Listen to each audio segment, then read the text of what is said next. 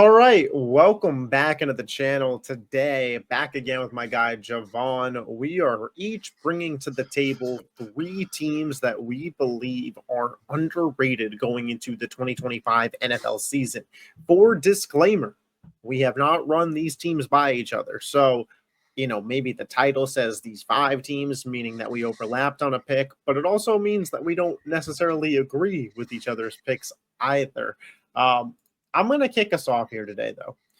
The team that I have as my number one most underrated team, not only do I think that they're underrated, but I think that they could be the one seed in the NFC and could potentially go all the way to an NFC championship. And that is the Minnesota Vikings. Okay. So the Minnesota Vikings last year were 14-3. And this is a team who coming into this year, their Vegas win total line is currently at 8.5. And wow, none of it makes sense to me because they improved their offensive line, adding in Will Fries, Ryan Kelly, and drafting Donovan Jackson in the draft. They improved their defensive line, adding in Javon Hargrave and Jonathan Allen to a defensive line that already has Jonathan Grenard and Dallas Turner going into year two. Didn't lose any coordinators. Still have Kevin O'Connell as your head coach and, the play caller for the offense. Still have Brian Flores running that defense. You still have weapons like Justin Jefferson, Jordan Addison, TJ Hawkinson, Aaron Jones. You brought in Jordan Mason, who for the first 2 months of last year was a top 5 rusher. On that defense, you still have guys like Andrew Van Ginkel, Byron Murphy. So when I start to put together, well, why would a team that has all that talent, has that coaching staff, improved both lines, 114 games be as low as 8.5? I guess it's Sam Darnold versus JJ McCarthy. But then I thought to myself, is Sam Darnold really worth 6 more wins than JJ McCarthy and a Kevin O'Connell offense that, mind you, was getting to the playoffs with Kirk Cousins, was getting to the playoffs with Sam Darnold? To me, the Minnesota Vikings' success, especially on the offensive side of the ball, is the weapons and Kevin O'Connell. Similar to Kyle Shanahan, I think they're quarterback proof. Now, that's not to say that, better quarterbacks can't come in and elevate, but I think no matter what quarterback they have, as long as it's a guy who could at least be a game manager, this is a 10-win football team. And I think JJ McCarthy, who I saw do it in college, can do it at the NFL level. They have a top 5 roster outside of the quarterback position. And I believe in JJ, man. I mean, I understand where you put it from that perspective. It's crazy to think that like a 14-win team is considered underrated the next season, and they didn't really lose that many valuable pieces. But I mean, I'm just going off the numbers, man. 8.5 win total. Like, I mean, not expected to be in the playoffs. That seems like free money. I'm not going to lie to you. 8.5 is insane. Like offense alone, and they had a very good defense last year, but their offense alone is like, oh yeah, it's not like they're the Cincinnati Bengals on defense. Like, well, that's what we just talked about them when we did the top 10 defenses. They made my list. They were borderline on yours, but like this is a very good defense. And like I said, not only do I think that this team crushes the 8.5 win total, I think they're going to win their division. I think that they could potentially, if JJ McCarthy is a hit, be all the way in the NFC Championship. This team reminds me of the 49ers from 2 years ago. Nobody thought Brock Purdy was on the verge of an MVP season, but they thought if this guy can manage games and play to the offensive scheme, it's going to be a really good team. Next thing you know, they're a top 2 team in the NFC, end up going to the Super Bowl, and Brock Purdy is in MVP conversations.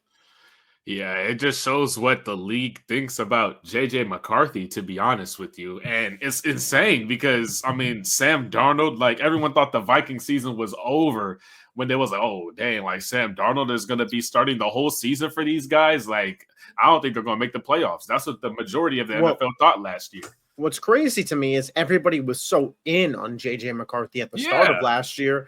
The guy, it's not really worth much, but played really good in the preseason action we saw him in, then got hurt, and now all of a sudden people don't think he could play. That thought he could play, that haven't seen it. And if we go off of last year's quarterback draft class, You look at Caleb Williams, I think he showed flashes, but we all kind of attribute that to the coaching situation. Jaden Daniels is already a top 5 quarterback to some people. Drake May, by the end of last year, I think entered some people's top 15. Bo Nix, same deal. Michael Penix, we only saw 3 games, but a lot of people are expecting Atlanta to be something this year. JJ McCarthy was drafted right all around all those guys and was viewed as a same caliber quarterback to all those guys. So I don't see why he can't have similar success to those guys. I mean, to be honest, JJ McCarthy in college, he didn't have that many passing reps, and the Vikings don't have a top 5 run game. That's the only thing that would actually concern me. It's like it's not the same story. It's not the same structure around when he was the most successul in college. But it's not exactly the same. Yeah, but there are some similarities. Whereas at Michigan, his roster around him was elite. Yeah. In the NFL, we just talked about those quarterbacks, whether it's Caleb, Jaden, etc. The Vikings have the best roster of any of those teams that a rookie quarterback got drafted to. So they're also going to be asking the least of JJ McCarthy. Can you come in and not make mistakes? Can you get the ball to Justin Jefferson? I mean, yeah, I understand it from that perspective. It's just, I don't know. I mean, do you at least agree with me that they're underrated in terms of their total being at 8.5 wins? Oh, yeah. Well, you put it that way for sure. And there are a lot of people saying they're going to take a step down this year as well. So if you think but even if they take a step down, 10-7, they crush their over. Yeah. I mean, if you're expecting them to win or you think they have potential to win the NFC, then they're definitely underdogs in that perspective. Yeah. They're definitely underrated for me, for sure. Who is the number 1 team on your list? So my number 1 team for the most underrated team going into the next season, I got the Tampa Bay Buccaneers, bro. I'm not going to lie. I don't understand. They were 4th on mine. I was debating between them and one other team. So I concur here. I mean, most people would assume they're going to win their division. They have a fairly weak division. 2 of those teams are actually going to have like top 5 picks probably next year. But I mean, excluding that, I think this team can be a true contender. I've said multiple times on my own TikTok that I think Baker Mayfield could win MVP next season. I think he has a potential. They may have the best wide receiving core in the NFL. Most, like, in totality, they go like 3, 4, 5 deep, bro. People are sleeping on their weapons, and nobody has said that. And Bucky Irving is going. I think he's gonna have his like big coming out party. I mean, they got Cade Otton. They got the best receiver in the draft, in my opinion, Emeka Egbuka. And they still have all those veterans on defense. Half of those guys have very good playoff experience as well. I don't see why people aren't saying this team can win 12 to 14 games next year. Yeah, I think Tampa Bay is a really great shout. I did a video back in June talking about the underrated teams, and they were in there. So I did switch it up a little bit for this to bring up some new teams, but I completely agree with Tampa. Me and you both have Baker as a top 10 quarterback in the sport. He had a Pro Bowl season last year. If they had won more games last year, Baker would have been an MVP conversations, very similar to how Sam Darnold was. You talk about their weapons. Mike Evans, obviously a Hall of Fame level wide receiver. Chris Godwin back from injury. Emeka Egbuka, you love him, I love him. Jalen McMillan, Rashad White, Bucky Irving, a really solid offensive line that I think is only getting better. Tristan Wirfs, the best pass blocking left tackle in football. Graham Barton going into year 2 at center. They improved on the right side of that, defensive line.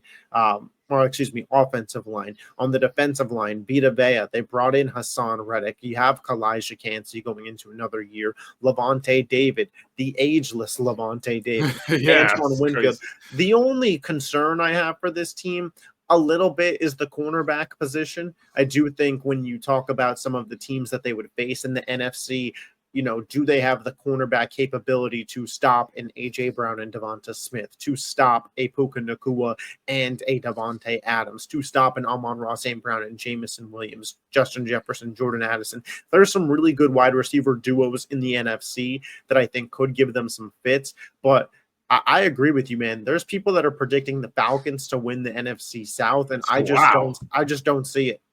Yeah, I don't see a world where that happens either, man. Like you said, Baker Mayfield was top 3 in passing touchdowns last season, and he added Sterling Shepard. He added Emeka Egbuka. They still have all those weapons from last year. I mean, I think he's, like I said, he's going to have an MVP season. They have a very ageless, like you said, defense. They're going to be really good next year. I don't know why. And Todd Bowles is one of the more underrated head coaches in the sport, man. This is a guy that, Brady gets there and he wins the Super Bowl with them and wins the division. And then Brady leaves and he keeps winning the division. I think they've won the NFC South. What is it? 4 years in a row now? Might be up to 5 at this point. They've been cruising since they got Brady, and since Brady left, they've been clear, far and away the best team in this division. Jason Light, their GM, has done a phenomenal job building out this roster and preparing it for the future, even, from some more Tampa Bay Buccaneers love. But Mike Evans is getting up there. Chris Godwin with a couple knee injuries. And Emeka Egbuka and Jalen McMillan are ready to go in the wings. We saw how good Jalen McMillan was last year. And I think Emeka Egbuka is going to be a better player. So they already got their next wide receiver duo ready to go. And Baker has found a home in Tampa. They play some really, really good ball down there. Yeah, it is pretty scary. And speaking of Tom Brady, it's kind of crazy how the Buccaneers, it kind of reminds me of the Patriots, how they just ran that division for so long. Yeah. I feel like the Buccaneers can end up doing that if they can build their team right for the future.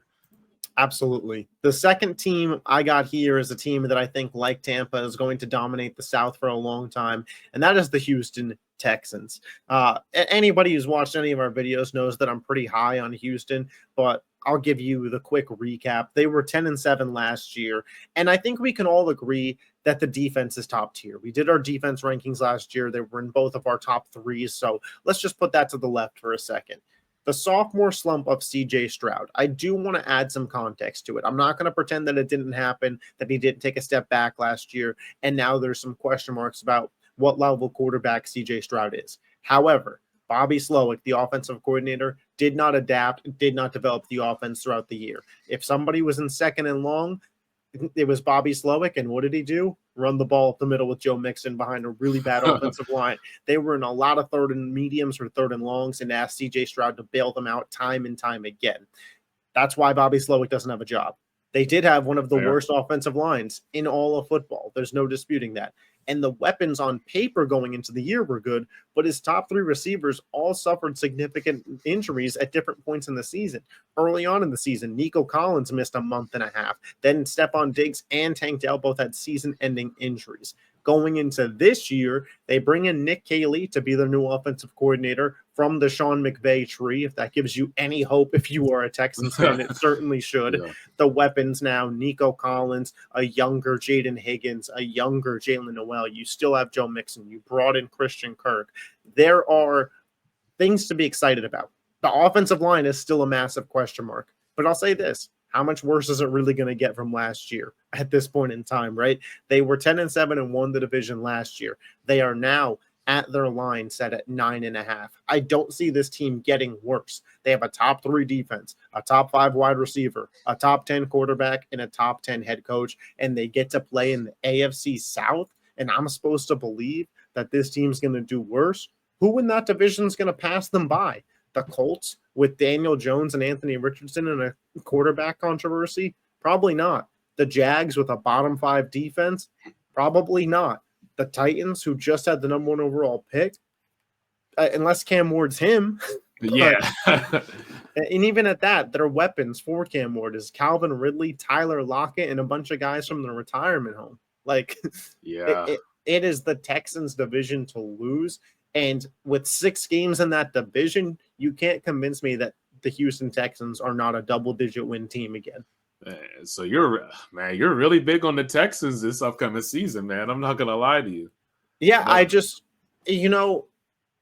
see, this is, I think the way that you said that is perfect, because that's why I have them here on the underrated list, because I don't think that I'm particularly big on them.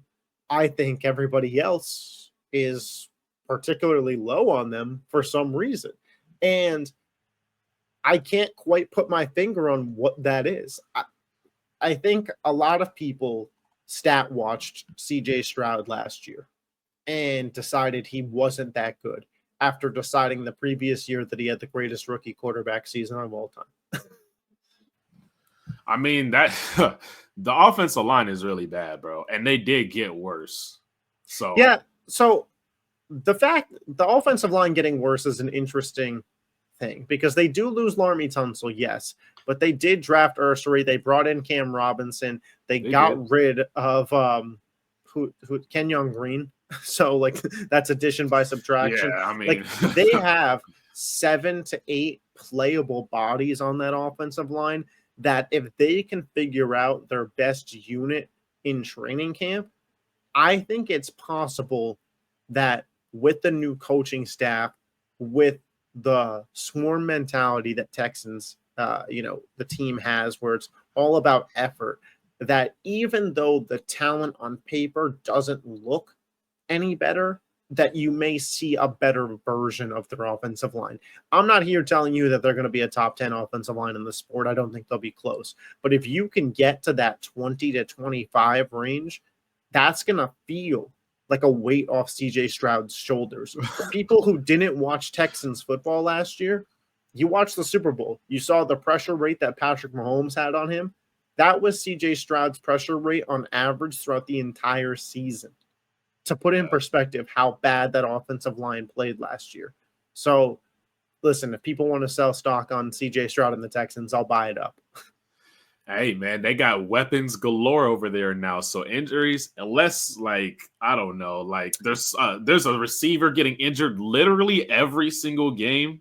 Like, I mean, that's basically what happened last year. So, I mean, it is. What are the odds you get 2 years in a row of that? I mean, they're a lot deeper now, though. Yeah, I think it's Mechie's your wide receiver 5. I still believe in him. Yeah. So I think that, again, I believe in the Texans, and I think that they're going to win 10 to 12 games and win their division again like they've done the last 2 years. I mean, I feel like the division is kind of saving them, to be honest. I mean, hey, man, I'll take the value on the line. I'm still getting the line at 9.5. That's where they're rated. That is true. And honestly, with my list, I didn't really look at the total wins, like the betting odds for their win total this season. I'm just going off what the media is perceiving this team to be this upcoming season. I didn't even know the Vikings were at 8.5. That's insane. They won 14 games last year, but I mean, we'll see. Who's the number 2 team on your list here?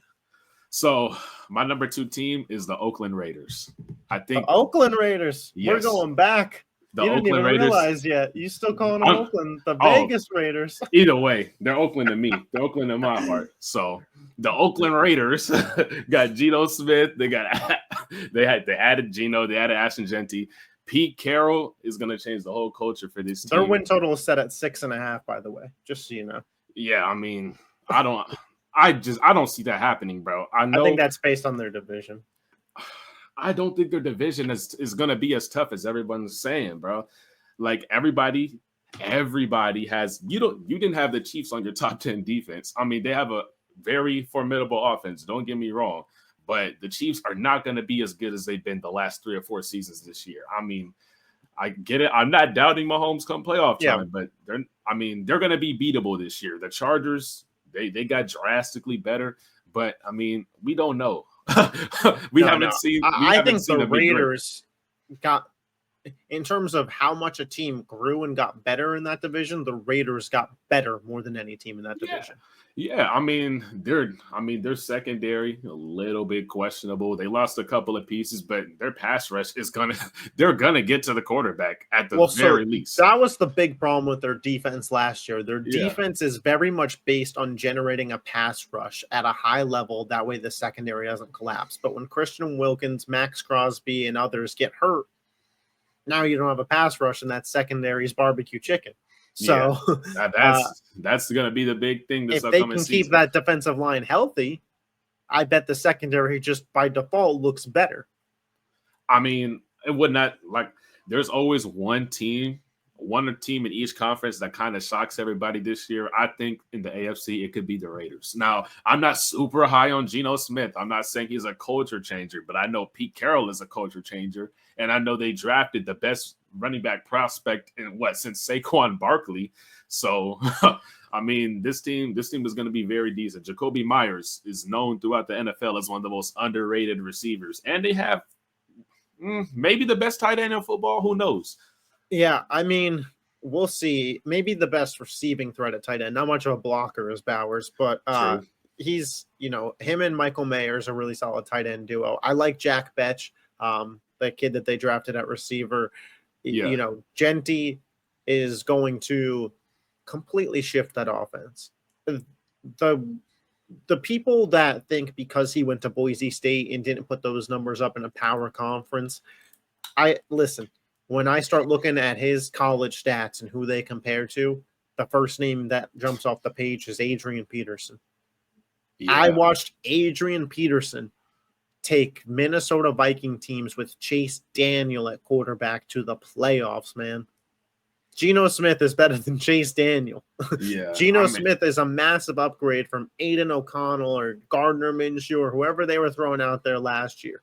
Like, I don't think Geno is a top 10 guy like some people in the media space, but Geno is damn sure better than those guys. And he's damn sure the best quarterback the Raiders have had since Derek Carr was in his prime. And maybe you take Geno over prime Derek Carr. And if so, now we're going back to, I don't even know if we were alive the last time the Raiders had a quarterback as good as Geno Smith, which is crazy to say.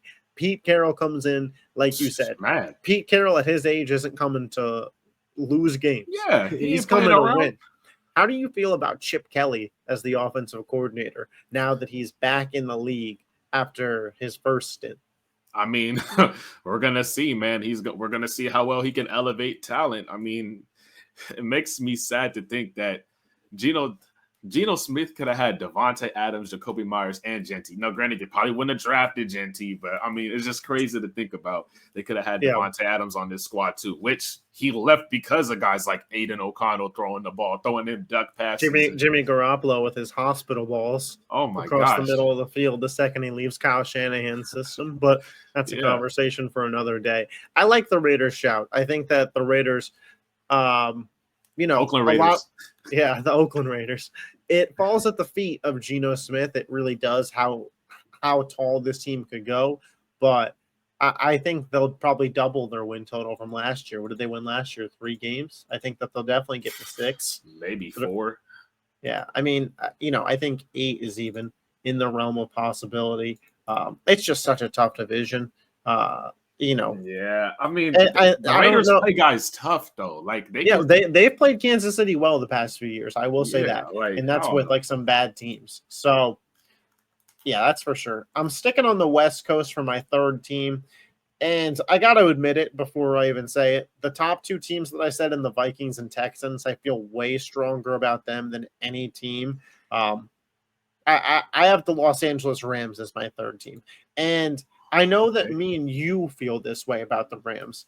So underrated to me and you may sound silly, but the 49ers are favored to win this division, and the Lions have better Super Bowl odds than the Rams. So when I'm saying underrated, I think that a lot of people think like you're thinking of teams that like are predicted to maybe be on the borderline playoffs and they're going to make it.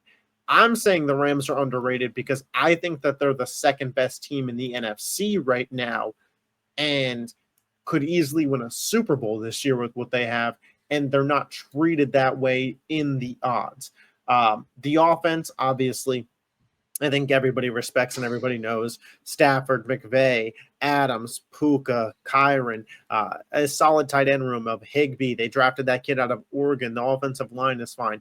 We just talked about their defense on the pod last week, where you brought them up as a top 10 defense this year. Jared Verse, Braden Fisk, and Poona Ford along that defensive line. A young secondary that's really developing. I think that the Rams are a team that's going to get stronger throughout the season. I think they're a team that if there's a deadline move to acquire a veteran piece in that secondary. I think it's potential that they're the team that signs a free agent Justin Simmons right now before the start of the season. Like, they, to me, are not just Super Bowl contenders, but should be in the Super Bowl favorites bubble. When I think about, hey, what teams in the NFC could win the Super Bowl, you obviously start with Philly because they won it last year and they're running it back with the same roster. But to me, the next team on that list to not only be good in the regular season, but who I believe could go on a playoff run, it's the Los Angeles Rams. Man, that is a sleeper pull. I will say this. I do think Matt Stafford is the most underrated quarterback in the NFL. And honestly, I just think it's because of his age, bro. Like, if he was 30 years old, if he was 28 years old, I think there would be no doubt he was a top. Everyone would have him in their top 5 right now. And it doesn't make any sense because he just keeps proving it year after year. He can win with inferior talent as well. I think he gets the LeBron treatment where right now LeBron gets left out of top 10s because of how old he is. And it's like, guys, like, why don't we just take them down once they start playing worse? Let's not just predict them to be bad because they're old. Like, Stafford absolutely slings it. I think in terms of thrower of the football, he's still a top 3 arm talent in football. You know, Mahomes gets the no-look passes. I think Stafford does them better than him. Probably. And he's a proven winner. Yeah, I'm high on the Rams, but like you said, the general public is not that high on the Rams. And it's crazy. They added Devontae Adams. They have Puka. Dude, well, Devontae Adams the same way. People are low on him too. I'm like, I still think he's a top 15 receiver. Like, even if you don't think he's top 10 anymore. I had him in my top 10 still. So, you know, the Rams, underrated, maybe a little bit of a stretch, but I didn't want to just pick a team that I didn't believe in and bring it up here to you guys. But the Rams, I think, are undervalued, maybe is a better word for the Rams. And the thing, I don't think people have them as true contenders. And if they're going to have the top 5 offenses I think they can have and the top 10 defense that I think they can have, then they're going to be a serious contender. Yeah, the NFC is pretty loaded. I started doing my first round of, you know, schedule predictions this year, man. And there's going to be, obviously, you know, you don't bake an injury, but if everybody stayed healthy, I think there was going to be some 10-win teams that missed the playoffs in the NFC. Yep. Man, that's kind of crazy to think about. But honestly, the Rams, man, are one of the only few teams I genuinely feel like can beat anybody. So that I feel like that automatically makes. I can't wait for that Texans-Rams Week 1 game. 2 of my underrated teams playing each other. Oh, the Rams are probably taking that home, but we'll see. We'll see. Who's the last team on your list? My last team, and I don't know if you guessed it or probably no, but I had to throw the Patriots in there, bro. I'm sorry. I had to throw the Patriots in there. Yeah. I think Drake May is going to prove himself to be a solid starting quarterback this year. Not top 10, but I would say maybe between around the Geno Smith area, you know, maybe 14, 15. I think he could work his way there. And I do think the Patriots have improved more than any other team in the NFL. Yeah, I don't know if there's a roster that's had more changes to it. Drake May obviously will be the full-time starter. They draft Travion Henderson, who I do believe will be the starting running back by the end of the year. You bring in Stephon Diggs, who projects to be the wide receiver 1. Kyle Williams, I think, will be the wide receiver 2. Those are both the new guys. You have Pop Douglas. You brought in Matt Collins. You still have Hunter Henry. You have a new left tackle in Will Campbell, a new right tackle in Morgan Moses. I believe a new center in Garrett Bradbury.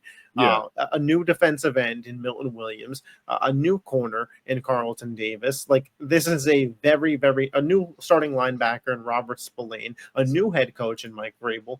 Like, this is a team that had a lot of turnover going into this year, and it's a team that needed it, quite frankly. That's why they were drafting in the top 5 and had the opportunity to get Will Campbell. I think Drake May played exceptional with what he had around him last year. And I think the biggest thing that I saw with Drake May was his ability to, when he was getting hit, to bounce back up. it was a little thing, but I think it showed where he was at maturity-wise and leadership. There was a little slight difference there between him and Caleb Williams, where Caleb would stay down and wait to be picked up. Drake May would bounce right back up. And I've seen guys like Tom Brady talk about how much that means and inspires a team. And I think with a guy like Vrabel coming in, the culture in New England is at least going to be a winning culture going forward. There's a lot of great teams in the AFC too, so we'll see where they're able to land.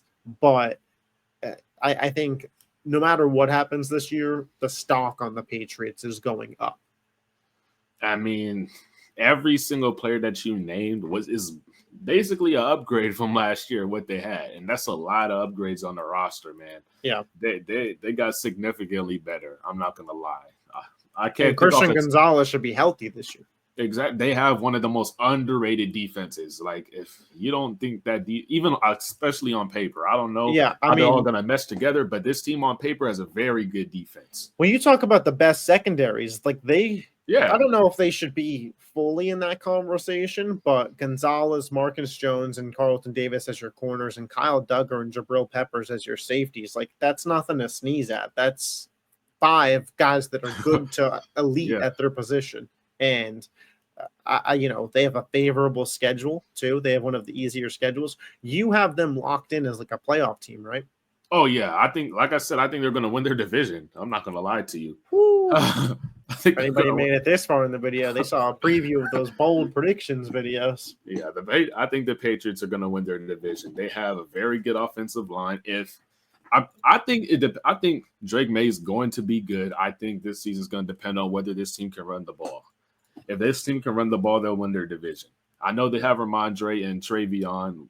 They also have Antonio Gibson at the 3rd string. They have depth at the running back position, and they have a good O-line, so they should be able to run the ball. They have an improved O-line. Good might be a stretch in my opinion, but you don't think it's good? I think it's okay. I think it's somewhere in the 20 to 15 range. Wow. See, I think it's around the 15, man. Like maybe 12 to 15. I guess we'll just see, how good Will Campbell is going to matter a lot, because on their line he plays the most important position at left tackle. So our underrated teams for myself, the Vikings, Texans, and Rams. For JaVon, he's got the Patriots, he's got the Raiders, and the Buccaneers. So Las Vegas Raiders. Yeah, Las Vegas, not Oakland. He showed some love to both of Tom Brady's teams. So, Tom, if you're watching, I'm sure you like JaVon's answers. But we'll be back next week to talk about, it's always one of the most disliked videos on the channel in terms of just literal dislikes. I'm sure the comment section will be interesting, but we are talking about our overrated teams next week. Yeah, they're going to like that list. They're going to like that one. I'm sure they are. So we will catch you guys next time. As always, be sure to check out JaVon's TikTok linked in the description. Make sure you leave a like on this video. And if you're not yet subscribed and you love the NFL, hit that button. I'll catch you next time. Peace. Yes, sir.